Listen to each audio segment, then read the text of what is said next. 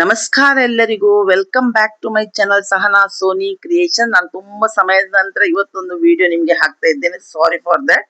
ಯಾಕಂದ್ರೆ ಆ ರೀಸನ್ ಎಂತ ನಾನು ಮಾಡ್ತಾ ಹೇಳ್ತಾ ಹೋಗ್ತೇನೆ. ನಾನು ಇವತ್ತೊಂದು ತುಂಬಾ ಸ್ಪೆಷಲ್ ಇಂಗ್ರೀಡಿಯೆಂಟ್ಸ್ ಆಗಿ ಇವತ್ತೊಂದು ಚಿಕನ್ ಗ್ರೇವಿ ರೆಸಿಪಿ ಮಾಡ್ತಾ ಇದ್ದೇನೆ. ಇದು ಸಮ್ಮರ್ಗೆ ದಿ ಬೆಸ್ಟ್. ಮಾತ್ರ ಈಸಿ ಉಂಟು. ತುಂಬಾ ಕಡಿಮೆ ಸಮಯದಲ್ಲಿ ಈ ಚಿಕನ್ ಗ್ರೇವಿ ನೀವು ಮಾಡಬಹುದು. ಈ ತರ ವೈಟ್ ಚಿಕನ್ ಗ್ರೇವಿ ಹೇಗೆ ಮಾಡೋದಂತ ನಾನು ಇವತ್ತು ತೋರಿಸ್ಕೊಡ್ತಿದ್ದೇನೆ. ನಾನು ಇದನ್ನು ಮೊದಲಿಗೆ ನೋಡಿ, ಈ ಚಿಕನ್ ಗ್ರೇವಿಯನ್ನು ನಿಮ್ಗೆ ಸರ್ವ್ ಮಾಡಿಯೂ ತೋರಿಸ್ತೇನೆ ಎಷ್ಟು ಲೈಕ್ ಬಂದಿದೆ ಅಂತ. ತುಂಬಾ ಟೇಸ್ಟ್ ಅಲ್ಲಿ ಒಳ್ಳೆದುಂಟು. ಕಡಿಮೆ ಸಮಯ, ಕಡಿಮೆ ಇಂಗ್ರೀಡಿಯೆಂಟ್ಸ್ ಅಲ್ಲಿ ಮತ್ತೊಂದು ಸ್ಪೆಷಲ್ ಇಂಗ್ರೀಡಿಯೆಂಟ್ಸ್ ಹಾಕಿದ್ದೇನೆ. ಅದು ನಿಮ್ಗೆ ಕಿಚನ್ ಅಲ್ಲಿ ಸಿಗುವಂತದ್ದು. ನೀವು ನೋಡಿದ್ರೆ ನೀವು ಆಶ್ಚರ್ಯ ಪಡಬಹುದು. ಇದರಲ್ಲಿಯೂ ನಮ್ಗೆ ಚಿಕನ್ ಗ್ರೇವಿ ಆಗ್ತದಂತಲ್ಲ. ಇದಕ್ಕೆ ಕಾಯಿ ಹಾಲು ಏನು ಹಾಕ್ಲಿಲ್ಲ. ಅದೇ ಒಂದು ಇಂಗ್ರೀಡಿಯೆಂಟ್ಸ್ ಎಲ್ಲ ದಪ್ಪ ಆದದ್ದು. ಎಣ್ಣೆಯೂ ಹೆಚ್ಚು ಹಾಕ್ಲಿಲ್ಲ. ಮತ್ತೆ ಈಗ ಸಮ್ಮರ್ ಅಲ್ಲಿ ನೋಡಿ, ಗ್ಯಾಸ್ ಹತ್ರ ಹೆಚ್ಚು ನಿಲ್ಲಿಕ್ಕೂ ಇಲ್ಲ ಈ ಚಿಕನ್ ಗ್ರೇವಿಗೆ. ನೀವು ಈಸಿಯಲ್ಲಿ ತುಂಬಾ ಕಡಿಮೆ ಸಮಯದಲ್ಲಿ ಈ ಚಿಕನ್ ಗ್ರೇವಿಯನ್ನು ಮಾಡಬಹುದು. ಇಲ್ಲಿ ಉಡುಪಿಯಲ್ಲಿ ತುಂಬಾ ಸೆಕೆ ಬೇರೆ ಉಂಟು. ನನ್ನ ಹೆಲ್ತ್ ಸ್ವಲ್ಪ ಪ್ರಾಬ್ಲಮ್ ಇದ್ದಿತ್ತು. ಮತ್ತೆ ಸೀಸನ್ ಅಲ್ಲ, ನಂಗೆ ಸಾರಿ ಕುಚ್ಚು ತುಂಬಾ ಆರ್ಡರ್ ಇದ್ದಿತ್ತು. ಸೊ ನನ್ನ ಫೋನು ಕೈ ಕೊಟ್ಟಿದ್ದಿತ್ತು. ಎಲ್ಲ ಒಟ್ಟಾಗ್ಲಿಕ್ಕೆ ಹೋಗಿ ನಾನು ನಿಮ್ಗೆ ರೆಸಿಪಿ ಹಾಕ್ಲಿಕ್ಕೆಲ್ಲ ಆಗ್ಲಿಲ್ಲ, ವಿಡಿಯೋ ಹಾಕ್ಲಿಕ್ಕೆ ಆಗ್ಲಿಲ್ಲ. ಇವತ್ತಿಗೆ ನಿಮ್ಗೆ ವೈಟ್ ಚಿಕನ್ ಗ್ರೇವಿಯನ್ನು ಹೇಗೆ ಮಾಡೋದಂತ ತೋರಿಸಿಕೊಡ್ತಿದ್ದೇನೆ. ಮೊದಲಿಗೆ ನಾನು ಆ ಸ್ಪೆಷಲ್ ಇಂಗ್ರೀಡಿಯೆಂಟ್ಸ್ ಎಂತ ಉಂಟು ನೋಡಿ, ಅದನ್ನು ತೋರಿಸ್ತೇನೆ. ನಿಮ್ಗೆ ನೋಡಿದ್ರೆ ಖುಷಿ ಆಗ್ಬೋದು ಈ ರೆಸಿಪಿಯನ್ನು ನೋಡ್ಲಿಕ್ಕೆ. ಮತ್ತೆ ಇಂಗ್ರೀಡಿಯೆಂಟ್ಸ್ ಏನ್ ನಿಮ್ಗೆ ಹೆಚ್ಚು ಬೇಕಾಗಿಲ್ಲ. ಮೊದಲಿಗೆ ನಾನು ಇಲ್ಲಿ ಒಂದು ದನದ ಹಾಲನ್ನು ತಗೊಳ್ತಾ ಇದ್ದೇನೆ. ಇಲ್ಲಿ ನಾನು ನಂದಿನಿಯವರದ್ದು 2 ಕಪ್ ಹಾಲನ್ನು ಬಿಸಿ ಮಾಡ್ಲಿಕ್ಕೆ ಇಟ್ಟಿದ್ದೇನೆ. ನಾನು ಇದು ಕುದಿಸಿ ಆರಿಸಿದ ಕೆನೆ ತೆಗೆದ ಹಾಲು. ಇದಕ್ಕೆ ನಾನು ಒಂದು 3 ಇಂಗ್ರೀಡಿಯೆಂಟ್ಸ್ ಹಾಕ್ತೇನೆ. 3 ಆನಿಯನ್ ಅನ್ನು ರಫ್ಲಿ ಚಾಪ್ ಮಾಡಿದ್ದೇನೆ. ಬಾದಾಮ್ ಸಿಪ್ಪೆ ತೆಗೆದು 10 ಹಾಕ್ತೇನೆ. 10 ಗೇರು ಬೀಜ ಇದನ್ನು ಹಾಕ್ತೇನೆ. ಹಾಲು ಕುದಿತಾ ಬಂತು. ಈಗ ನಾನು ಫಸ್ಟಿಗೆ ಆನಿಯನ್ ಹಾಕ್ತೇನೆ. ಆನಿಯನ್ ನೋಡಿ ರಫ್ಲಿ ಚಾಪ್ ಮಾಡಿದಾಗ್ತದೆ. ಗೇರು ಬೀಜ ಹಾಕಿದ್ದೇನೆ 10.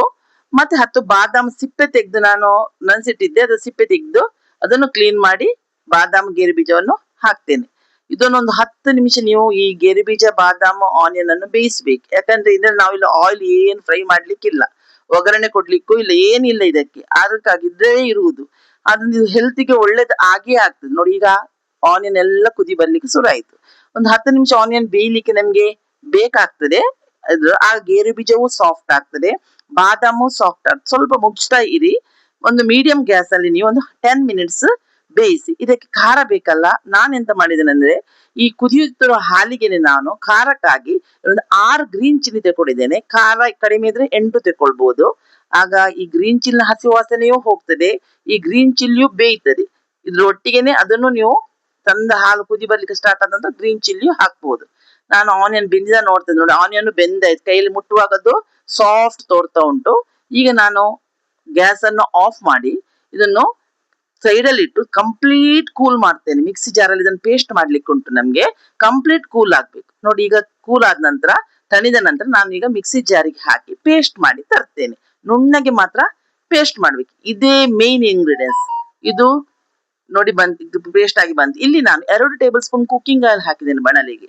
ಮತ್ತು ಒಂದು ದೊಡ್ಡ ತುಂಡು ಇಲ್ಲಿ ಬಟರ್ ಹಾಕಿದ್ದೇನೆ ನಾನು. ಬೆಣ್ಣೆ 2-3 ಕ್ಯೂಬಿನಷ್ಟು ಬಟರ್ ಹಾಕಿ. ಯಾಕಂದ್ರೆ ತುಪ್ಪವು ಹಾಕ್ಬೋದು. ಬಟರ್ ತುಂಬಾ ತಂಪು, ತುಪ್ಪಕ್ಕಿಂತ ಬೆಣ್ಣೆ ತಂಪು ಆರೋಗ್ಯಕ್ಕೆ. ಈಗ ಸಮ್ಮರ್ ಬೇರೆ ಅಲ್ಲ, ಅದಕ್ಕೆ ನಾನು ಬೆಣ್ಣೆ ಹಾಕಿದ್ದೇನೆ. ಇದು ಮೆಲ್ಟ್ ಆದ ಕೂಡಲೇ ಎಲ್ಲ ನಾನು ಗರಂ ಮಸಾಲದ ಡ್ರೈ ಇಂಗ್ರೀಡಿಯೆಂಟ್ಸ್ ಹಾಕ್ತೇನೆ. ಚಕ್ಕೆ, ಲವಂಗ, ಏಲಕ್ಕಿ, ಬಡಿಸೊಪ್ಪು ಮತ್ತೆ ಚಕ್ರಫಲ್. ಇಲ್ಲಿ 2 ಏಲಕ್ಕಿ ಹಾಕುವ. ಒಂದು ಅರ್ಧ ಟೇಬಲ್ ಸ್ಪೂನ್ ಅಷ್ಟು ಬಡಿಸೊಪ್ಪು ಹಾಕಿ, ಮತ್ತೆ 4 ಲವಂಗ ಹಾಕಿ, ಚಕ್ಕೆ ಹಾಕಿ, ಚಕ್ರಫಲ್ ಎಲ್ಲ ಹಾಕಿ ಇದು ಸಿಡಿಲಿಕ್ಕೆ ಸ್ಟಾರ್ಟ್ ಮಾಡುವಾಗ ನಾವು ಚಿಕನ್ ಹಾಕ್ಬೇಕು. ಇದೊಂದು ಚೂರ್ ವಿಡಿಯೋ ಸ್ಕಿಪ್ ಆಯ್ತು. ಚಿಕನ್ ಹಾಕಿ, ಅರಿಶಿನ ಪುಡಿ ಹಾಕಿ, ಉಪ್ಪು ಹಾಕಿ ಮಿಕ್ಸ್ ಮಾಡಬೇಕು. ಇದನ್ನೊಂದು 5 ನಿಮಿಷ ನಾವು ಲಿಡ್ ಮುಚ್ಚಿ ನಾವು ಇದನ್ನ ಮಿಕ್ಸ್ ಎಲ್ಲ ಮಾಡಿ ಆದ ನಂತರ, ಈಗ ನಾನು ಇಲ್ಲಿ ಜಿಂಜರ್ ಗಾರ್ಲಿಕ್ ಪೇಸ್ಟ್ ಹಾಕ್ತೇನೆ 2 ಟೇಬಲ್ ಸ್ಪೂನ್. ಮೊದಲಿಗೆ ಯಾಕೆ ಹಾಕ್ಲಿಲ್ಲ ಅಂದ್ರೆ, ಇದೆಲ್ಲ ಗ್ಯಾಸ್ ಮೇಲೆ ಸೀರ್ತದಲ್ಲ. ಚಿಕನ್ಗೆ ಹಾಕಿದ ಕೂಡಲೇ ಅದು ಇನ್ನು ಬೇಯುವಾಗ ಅದರ ಹಸಿ ವಾಸನೆಯು, ಜಿಂಜರ್ ಗಾರ್ಲಿಕ್ ಇದು ಹಸಿ ವಾಸನೆಯು ಹೋಗ್ತದೆ. ಈಗ ನಾವು ಚಂದ ಮುಚ್ಚಿ ಲಿಡ್ ಮುಚ್ಚಿ ಈಗ ನಾನೊಂದು 5 ನಿಮಿಷ ಚಿಕನ್ ಅನ್ನು ಹೈ ಫ್ಲೇಮ್ ಅಲ್ಲೇ ಬೇಯಿಸ್ತೇನೆ. ಆಗ ಚಿಕನ್ ಇದೆಲ್ಲ ನೀರು ಬಿಡ್ತದೆ. ಚಿಕನ್ ಇದು ನೀರು, ಈಗ ಲಿಡ್ ತೆಗಿತೆ ನೋಡಿ, ಚಿಕನ್ ಒಳ್ಳೆ ನೀರು ಬಿಟ್ಟಾಗಿದೆ ನೋಡಿ. ಈಗ ನಾನು ಎಂತ ಮಾಡ್ತೇನೆ ಅಂತ ಹೇಳಿದ ಕೂಡಲೇ ಇದನ್ನು ಗ್ಯಾಸ್ ಅನ್ನು ಸಿಮ್ ಮಾಡ್ತೇನೆ. ಮಸಾಲಾ ಪೌಡರ್ ಹಾಕ್ಲಿಕ್ಕೆ ಕೊರಿಯಾಂಡರ್ ಪೌಡರ್ 1 ಟೇಬಲ್ ಸ್ಪೂನ್, ಇದೆಲ್ಲ ಹೋಮ್ ಮೇಡ್. ಜೀರಾ ಪೌಡರ್ ಅರ್ಧ ಟೇಬಲ್ ಸ್ಪೂನ್. ಈಗ ಪೆಪ್ಪರ್ ಮಾತ್ರ 1 ಟೇಬಲ್ ಸ್ಪೂನ್ ಹಾಕ್ತೇನೆ. ಅದು ಖಾರ ಬೇಕಲ್ಲ ನಮ್ಗೆ, ಅದಕ್ಕೆ ಪೆಪ್ಪರ್ ಹಾಕ್ತೇನೆ. ಇದೆಲ್ಲ ಡ್ರೈ ಇಂಗ್ರೀಡಿಯೆಂಟ್ಸ್ ಅನ್ನು ಗ್ಯಾಸ್ ಸಿಮ್ ಮಾಡಿಯೇ ಹಾಕ್ತೇನೆ. ಯಾಕಂದ್ರೆ ಎರಡು ಕೆಲಸ ಇದರಲ್ಲಿ ಆಗ್ತದೆ. ಈಗ ನೋಡಿ ಸಿಮ್ ಮಾಡ್ಲಿಕ್ಕೆ ಹೋಗಿ ಮಸಾಲ ಹಾಕುವಾಗ ಕುದಿ ಬರುವುದು ಪ್ರಪೋರ್ಷನೇಟ್ ಕಡಿಮೆ ಆಗ್ತದೆ. ಚಿಕನ್ ಇದ್ದು ಗ್ರೇವಿ ಹೆಚ್ಚು ಕುದಿಯುವುದಿಲ್ಲ, ಮತ್ತೆ ಮಸಾಲವೂ ಸೀದು ಹೋಗುದಿಲ್ಲ.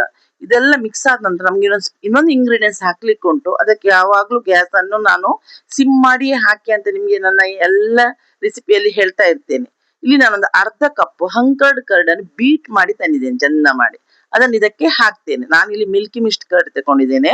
ನೀವು ನಂದಿನಿಯವರದ್ದು ಈಗ ಹಂಕರ್ಡ್ ಕರ್ಡ್ ಸಿಗ್ತದೆ, ಯಾವುದು ಹಾಕ್ಬೋದು. ಗ್ಯಾಸ್ ಮಾತ್ರ ಸಿಮ್ ಇಡಿ, ಇಲ್ಲದದು ಕರ್ಡಲ್ ಆಗ್ತದೆ, ಹೆರೆ ಹೆರೆ ತರ ನಮ್ಮ ಗ್ರೇವಿ ಆಗ್ತದೆ. ಅದಕ್ಕಾಗಿ ಗ್ಯಾಸ್ ಅನ್ನು ಸಿಮ್ ಅಲ್ಲಿಟ್ಟು ಎಲ್ಲ ಮಸಾಲ ಹಾಕಿ ಈ ಮೊಸರನ್ನು ಕರ್ಡನ್ನು ಹಾಕಿ ಚಂದ ಮಾಡಿ ಈಗ ಮಿಕ್ಸ್ ಮಾಡ್ತೇನೆ.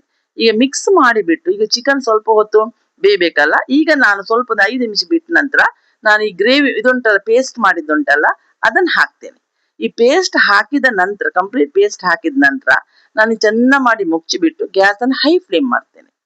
ಹೈ ಫ್ಲೇಮ್ ಮಾಡಿ 10 ಮಿನಿಟ್ಸ್ ಈ ಗ್ರೇವಿಯು ಚಿಕನ್ ಅನ್ನೆಲ್ಲ ಎಳ್ಕೊಳ್ಬೇಕಲ್ಲ, ಬೇಯಲಿಕ್ಕೆ 10 ನಿಮಿಷ ನಾನು ಬಿಡ್ತೇನೆ. ಚಿಕನ್ ಅನ್ನು ಈಗ ಚಂದ ಮಾಡಿ ಮಿಕ್ಸ್ ಮಾಡಿ ಲಿಡ್ ಮುಚ್ಚಿ ನಾನು 10 ಮಿನಿಟ್ಸ್ ನಾನು ಚಿಕನ್ ಅನ್ನು ಬೇಯಿಸ್ತೇನೆ. ಆಗ ಚಿಕನು ಬೇಯ್ತದೆ, ಎಲ್ಲ ನಾವು ಹಾಕಿದ ಇಂಗ್ರೀಡಿಯೆಂಟ್ಸ್ ಎಲ್ಲ ಚಿಕನ್ಗೆ ಎಳ್ಕೊಂಡು ಚಿಕನ್ ಸಾಫ್ಟ್ ಆಗಿ ಜ್ಯೂಸಿ ಆಗ್ತದೆ. ಈ ರೆಸಿಪಿ ಉಂಟು ನೋಡಿ, ನೀವು ಮಾಡ್ಲಿಕ್ಕೆ ಈಸಿ ಉಂಟು, ಮತ್ತೆ ಟೇಸ್ಟ್ ಅಲ್ಲಿ ಎಲ್ಲರಿಗೂ ಇಷ್ಟಪಟ್ಟಿದ್ದಾರೆ. ಈ ರೆಸಿಪಿಯನ್ನು ನಾನು ಟೇಸ್ಟ್ ಕೊಟ್ಟವರಿಗೆ ಎಲ್ಲರಿಗೂ ಖುಷಿಯಾಗಿದೆ.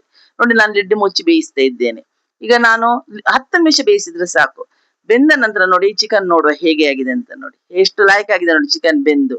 ಈಗ ನಾನು 1 ಟೇಬಲ್ ಸ್ಪೂನ್ ಕಸೂರಿ ಮೇಥಿ ಉಂಟಲ್ಲ, ಅದನ್ನು ಡ್ರೈ ಆಗಿ ಫ್ರೈ ಮಾಡಿ ಕೈಯಲ್ಲೇ ಕ್ರಶ್ ಮಾಡಿ ಈಗ ಇದಕ್ಕೆ ಈ ಗ್ರೇವಿಗೆ ಹಾಕ್ತಾ ಇದ್ದೇನೆ. ಅದು ಸ್ವಲ್ಪ ಒಳ್ಳೆ ಟೇಸ್ಟ್ ಕೊಡ್ತದೆ ಕಸೂರಿ ಮೇಥಿದ್ದು. ಆರೋಗ್ಯಕ್ಕೂ ಕಸೂರಿ ಮೇಥಿ ಒಳ್ಳೇದಲ್ಲ. ನಾನು ಇಲ್ಲಿ ಕೊತ್ತಂಬರಿ ಸೊಪ್ಪು ಹಾಕುದಿಲ್ಲ, ಅದರ ಬದಲಿಗೆ ಕಸೂರಿ ಮೇಥಿ ಹಾಕಿದ್ದೇನೆ. ನಾನಿಲ್ಲಿ ಹಂಕರ್ಡ್ ಕರ್ಡ್ ಹಾಕೋ ಬದಲಿ ನಿಮ್ಮ ಹತ್ರ ಕರ್ಡ್ ಇಲ್ಲ ಅಂತ ಆದ್ರೆ 1 ಲೈಮ್ ಜ್ಯೂಸು ಹಾಕ್ಬೋದು, ಟೊಮೆಟೊ ಒಂದು ಹಾಕಬೇಡಿ. ಅದನ್ನು ನಾನು ಹೇಳ್ತಾ ಇದ್ದೇನೆ. ಕಲರು ಗ್ರೇವಿದು ಕಲರ್ ವೈಟ್ ಚಿಕನ್ ಗ್ರೇವಿ ಅಲ್ಲ, ಕಲರ್ ಚೇಂಜ್ ಆಗ್ತದೆ ಅಷ್ಟೇ ಇರುವುದು. ನಾನು ಹೇಳುವ ಇಂಗ್ರೀಡಿಯೆಂಟ್ಸ್ ಅನ್ನು ಟಿಪ್ಸ್ ಅನ್ನೆಲ್ಲ ಫಾಲೋ ಮಾಡಿ ವಿಡಿಯೋವನ್ನು ಕ್ಲೀನ್ ಆಗಿ ಕ್ಲಿಯರ್ ಆಗಿ ನೋಡಿ ನಂಗೆ ಸಪೋರ್ಟ್ ಮಾಡಿ. ನೋಡಿ, ಇದು ಗ್ರೇವಿ ನೋಡಿ, ಇದು ಆಪ್ಷನಲ್. ಇಲ್ಲಿ ನಾನೊಂದು 2 ಟೇಬಲ್ ಸ್ಪೂನ್ ಕ್ರೀಮ್ ಹಾಕ್ತಾ ಇದ್ದೇನೆ. ನಾನು ಕ್ರೀಮ್ ಮನೆಯದೇ ಕ್ರೀಮ್ ಹಾಕಿ ನೀವು, ನಾನು ಯಾಕಂದ್ರೆ ಕ್ರೀಮ್ ಅನ್ನು ಸ್ಟೋರ್ ಮಾಡಿ ನಾನು ತುಪ್ಪ ಮಾಡ್ತೇನೆ, ಅದಕ್ಕಾಗಿ ನಾನು ಕ್ರೀಮ್ ಮಾರ್ಕೆಟ್ ಇಂದ ತಂದಿದ್ದೇನೆ. ಇದನ್ನು ಮಿಕ್ಸ್ ಮಾಡಿ ಚಂದ ಮಾಡಿ ಕುದಿಸುವ. ಇನ್ನು ಹೆಚ್ಚು ಹೊತ್ತು ಇಲ್ಲ, ಇಲ್ಲಿ ಚಿಕನ್ ಗ್ರೇವಿ ರೆಡಿ ಆಯ್ತು. ನೀವು ಈ ರೆಸಿಪಿ ಇಷ್ಟ ಆದ್ರೆ ಇದಕ್ಕೊಂದು ಲೈಕ್ ಕೊಡಿ, ಸಬ್ಸ್ಕ್ರೈಬ್ ಆಗದವರು ಸಬ್ಸ್ಕ್ರೈಬ್ ಆಗಿ ನೋಡಿ ನಂಗೆ ಸಪೋರ್ಟ್ ಮಾಡಿ. ನಾನು ಇದೇ ತರ ವೆಜ್ ನಾನ್ ವೆಜ್ ರೆಸಿಪಿ ಹಾಕ್ತಾ ಇರ್ತೇನೆ, ನಿಮ್ಮನ್ನು ಖುಷಿ ಪಡಿಸ್ತಾ ಇರ್ತೇನೆ. ನೀವು ನಿಮ್ಮ ಸಪೋರ್ಟ್ ನಮ್ಗೆ, ನೀವು ನಿಮ್ಮ ಫ್ರೆಂಡ್ಸ್ಗಳಿಗೂ ವಿಡಿಯೋ ಶೇರ್ ಮಾಡಿ ಅವರಿಗೂ ಸಬ್ಸ್ಕ್ರೈಬ್ ಆಗಿ ನೋಡ್ಲಿಕ್ಕೆ ಹೇಳಿ. ಇದೇ ತರ ನೋಡಿ ಈಗ ಎಷ್ಟು ದಪ್ಪ. ಇದು ನಾನ್, ಚಪಾತಿ, ಪರೋಟ, ವೈಟ್ ರೈಸ್ಗೆ ಈ ಗ್ರೇವಿ ಉಂಟಲ್ಲ ದಿ ಬೆಸ್ಟ್. ನೀವು ಮಾಡಿ ನೋಡಿ, ಕಮೆಂಟ್ಸ್ ಬಾಕ್ಸ್ ಅಲ್ಲಿ ಈ ರೆಸಿಪಿ ಹೇಗೆ ಬಂತಂತ ನಂಗೆ ತಿಳಿಸಿದ್ರೆ ನಾನು ತುಂಬಾ ಖುಷಿ ಪಡ್ತೇನೆ, ನೀವು ಮಾಡಿದೀರಲ್ಲ ಅಂತ.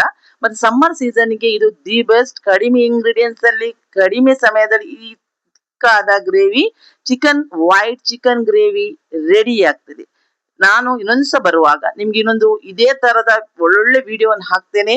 ಇನ್ನೊಂದು ಒಳ್ಳೆ ವಿಡಿಯೋದ ಮುಂದೆ ನಿಮ್ಮನ್ನು ಮೀಟ್ ಆಗ್ತೇನೆ. ಅಲ್ಲಿವರೆಗೆ ಬಾಯ್, ಥ್ಯಾಂಕ್ ಯು.